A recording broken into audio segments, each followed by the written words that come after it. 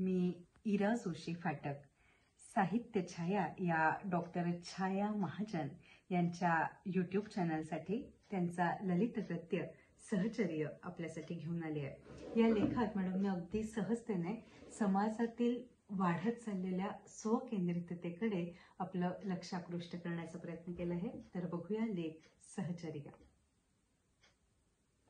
लहानपणी आजोबांनी सांगितलेली गोष्ट आजही लक्षात आहे। अद्भुत आणि रम्य दोन्हीही गोष्टी नेहमी लक्षात राहतात किंवा तशा गोष्टी गप्पात सांगायला उपयोगी पडतात म्हणून पुन्हा पुन्हा सांगितल्या ऐकल्या जात असाव्यात आणि म्हणूनच त्या लक्षात राहत असतील। अर्थात गोष्ट खरी खोटी वगैरे पडताळायची नाहीच आहे। आजोबांच्या लहानपणीच्या काळी जादू भानामती वगैरे प्रकारांवर विश्वास होता। तसे जादू करणारेही गावात होते। बाहेरूनही लोक यायचे। गावात महादेवची ख्याती फार।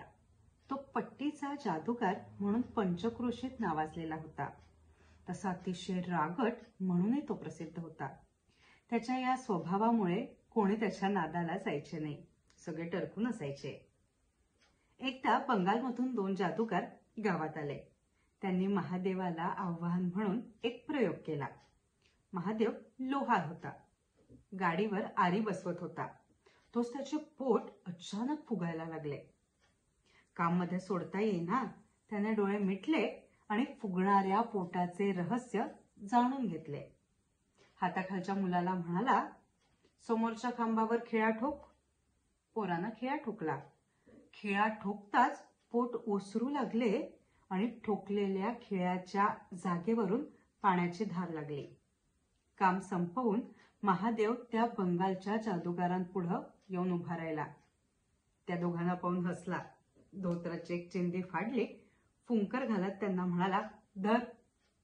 एकाने चिंधी धरली खरी, तसा तो जमिनीपासून उचलला गेला। आजूबाजूला जमलेल्या लोकांचा श्वास रोखला। विस्फारलेल्या डोळ्यांनी सगळे ते दृश्य बघू लागले।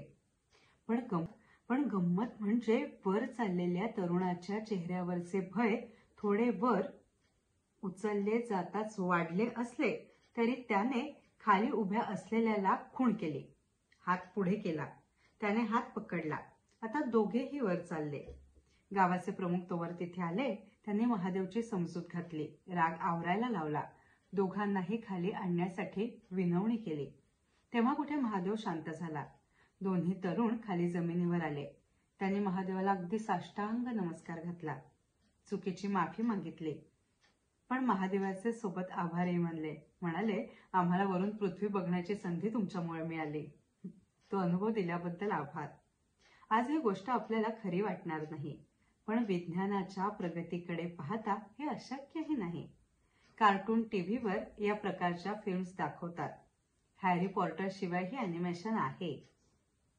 त्यातल्या ड्रॅगन टेल्स पहा। 2 भावंड, बहीण आणि भाऊ, मैं चाहूं असं म्हणत ड्रॅगनच्या देशात प्रवेश करतात। उठून जाऊन जाताना हात हातात धरतात। एका वेगळ्या विश्वाचा अनुभव घेतात, पण जातात तो हातात हात धरून।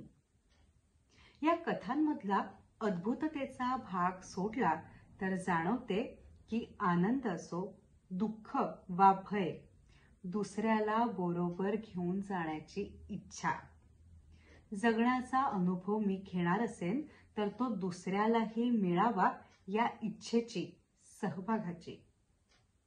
मी वर जाईन, उत्थान होईल, प्रगती होईल, पण या प्रक्रियेत मी एकटा नको तर इतरही सामील व्हावेत या इच्छेची।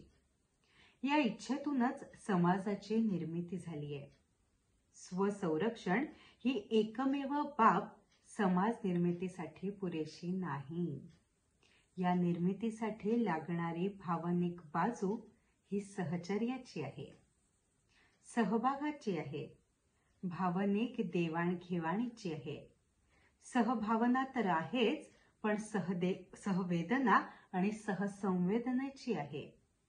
बिना सहकार नाही उद्धार, बिना सहकार नाही उद्धार ही घोषणा त्यातूनच तयार झाली। इतरांना बरोबर घेऊन जाण्याची वृत्ती सगळ्यांमध्ये नसते, पण महात्मा गांधी, बाबासाहेब आंबेडकर, कर्वे, फुल्यांसारखे समाजसुधारक यांच्यासारख्यांची होती. अनेक तळमळीच्या कार्यकर्त्यांची होती आणि असेलही. त्यांना कदाचित मोठ्या मोठ्या क्रांतिकारकांच्या किंवा समाजसुधारकांच्या यादीत स्थान मिळाले नसेल, पण म्हणून त्यांचे कार्य कमी ठरत नाही. आंबेडकरांनी 5000 वर्षांपासूनच्या प्रचलित समाजव्यवस्थेला धक्काच दिला नाही, तर भूकंप घडवला आणि पूर्ण समाजव्यवस्थाच बदलून टाकून नव्या समाजव्यवस्थेला जन्म दिला. गांधींनी त्यांच्या पसरलेल्या हाताने लाखो लोक एकत्र केले. त्यांच्यातल्या प्रत्येकाच्या मनात स्वातंत्र्याचे स्वप्न जागवले. या किंवा अशा अनेकांना त्यांच्या ज्ञानाने श्रीमंती मिळवणं अवघड नव्हतं, पण त्या श्रीमंतीला ते भुलले नाहीत. उलट इतरांच्या विचारामुळे त्यांनी सर्वसमावेशक भूमिका घेतली. ही नुसती इच्छा नव्हती, तर तसे करण्याची क्षमताही होती. त्या क्षमतेला त्यांनी प्रयत्नांची जोड दिली होती. परंपरेबरोबर संघर्षही स्वीकारला होता. मग तो संघर्ष धार्मिक असो, राजकीय असो किंवा सामाजिक, यातून त्यांनी पराक्रम गाजवला. त्यासाठी युद्धभूमी आणि शस्त्रास्त्रे नव्हती.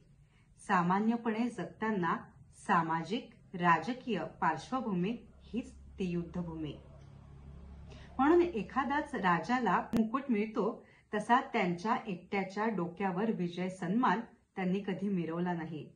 तर हा विजय मुकुट प्रत्येक त्या माणसाच्या वाट्याला आला, ज्यांच्या हाताला या थोर लोकांनी पकडले.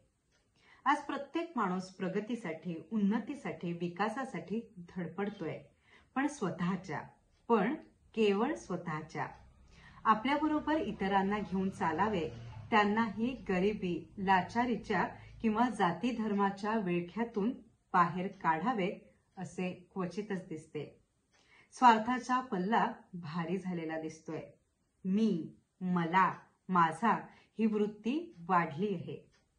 माझी प्रगती झाली की माझ्याच बरोबर ज्यांचा आपोआप विसर पडतो, तो आधी माझे आप्त असतात, जातीचे असतात. मग मात्र ज्याचा तो असतो, हे होताना ना काळ आठवतो, ना व्यक्ती, ना चरित्रे आणि चारित्र्यही. हातात हात मिळवला जातो तो एकतर पद्धत म्हणून किंवा मिळवणी असेल तरच. एरवी हातात हात प्रेमाने किंवा समान ध्येयाने येण्याचे बंद झाले की काय असे वाटते. हातात हात घेण्याची किंवा हाताला धरून वर घेण्याची इच्छा, वृत्ती नष्ट झालीये की क्षमताच नाहीशी झालीये हे कळत नाहीये. एक खरं प्रत्येकाला स्वपराक्रमाची पताका फडकवण्यात भूषण वाटायला लागले हेच खरं. धन्यवाद.